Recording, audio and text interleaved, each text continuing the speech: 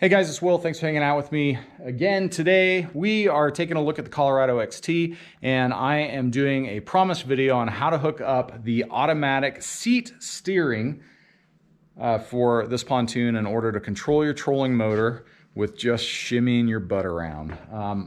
The things I'm going to cover is a real simple way to hook it up. I'm going to give you a few tips on mistakes that I made that hopefully just by watching this video, you will not make those mistakes and you're going to be able to get this thing set up really fast for yourself.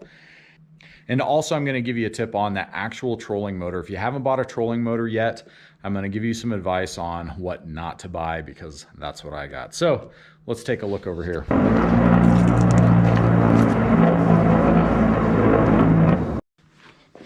So just to demonstrate how this thing works, the idea is you're sitting up here in your pontoon and you're going forward in this particular case. And if you want to go right, you just point the direction you want to go. If you want to go left, you point the direction you want to go.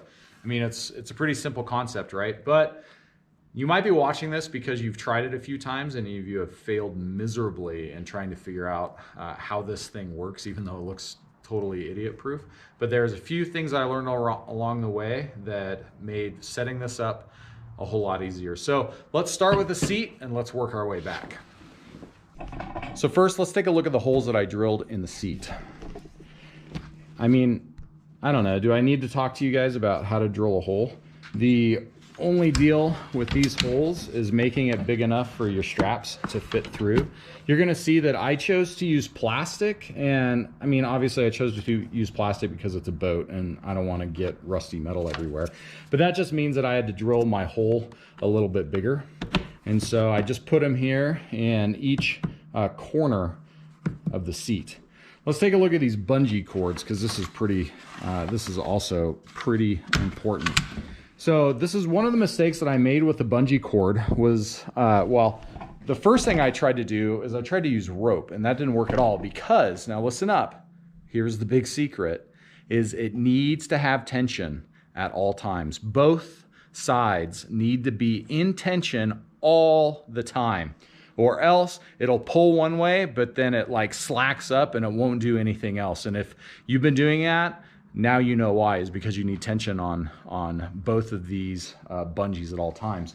And so what you want to do is you want to get one to where when you're turning this thing, that one side's going to be a little looser, one side is going to be a little looser, the farthest side away, well, in that one, the closest to the trolling motor. And when you turn it, all of a sudden, this side is going to be the loose side, and this side is going to be the tight side. But at all times, there is tension on this thing. So you're going to have to experiment with different lengths of bungee, because I mean, I don't know if you have a different kind of seat on there or if it's going to affect what kind of trolling motor you're going to put on, or even your trolling motor mount, because you're going to see here when we talk about the trolling motor how I have mine mounted in the center, which is definitely going to affect whether or not you can even do this steering style. So let's go over to the trolling motor and we're going to take a look at how I mounted these bungees over into this trolling motor. Okay, so let's take a look first at my really nice stick, and that is all it is, folks. It is a piece of, what is it, like, I don't know, one by two. I think it's just a 1x2, and all I have here is just a U-bolt with some bolts and a nut. I didn't even use locking nuts on this thing. Clearly I wasn't going for something super long term, but I tell you what, I've used it all year and it has worked just fine. Let's take a look at how I mounted them here underneath. So all I have in here, let's see, remember, if we do it that way, it's looser, so I can slip this thing out.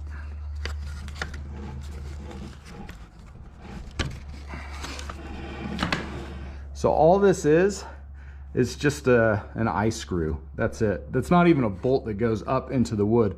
So you wouldn't think that this would be the most durable deal, but what's really nice about it is this thing needs to swivel a little bit because, I mean, well, you get it, you're smart. So you want to make sure it can swivel a little bit, but you also want to make sure that it stays up in the wood, which is why your bungees, they need to be tight.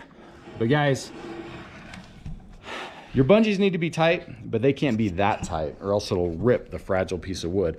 Now, for those of you that are really ingenious and a whole lot smarter than me, which I'm sure most of you are, you're gonna think of something a lot more durable, like buying some PVC trim over at your big box store and using that instead of this just simple piece of wood. Maybe using a through eye bolt that comes out all the way on the other side, and you just leave it loose in there so it can do the twisting. I mean, just thinking off the top of my head right now, I've already thought of a couple different ways this thing could be significantly better. So take what I got to offer you and improve upon it. Make it better than this. So don't do it the way I did it. Do it a better way. Do it the way you would do it.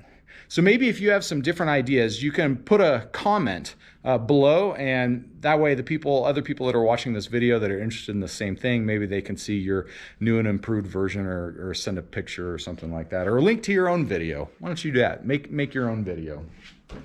So, oh yeah, I promised you a tip for the right trolling motor to be able to do this to. The big mistake I made when I bought a trolling motor for this pontoon is I went and bought this Endura 5-speed 30-pound thrust, because a 30-pound thrust trolling motor is perfectly adequate to be able to get this thing moving. I'm not pulling any skiers behind me, that's for sure. In fact, I think it moves a little slow. But the real bad part about this trolling motor I got is it's got a really small shaft. And so what happens, even with my fat butt sitting in this thing and the biggest marine battery that I can get, plus all of my gear, this thing still sits high enough out of the water to where when I'm maxed out on speed on my speed controller, which you're gonna watch that video because that's what makes this trolling motor amazing. But the downside, like I said, is the shaft is too small. So if I kick it up into 100, which is the number that I have on my control box, then if the water's just right, it starts sucking air and cavitating, and it just really slows me down. So do yourself a favor.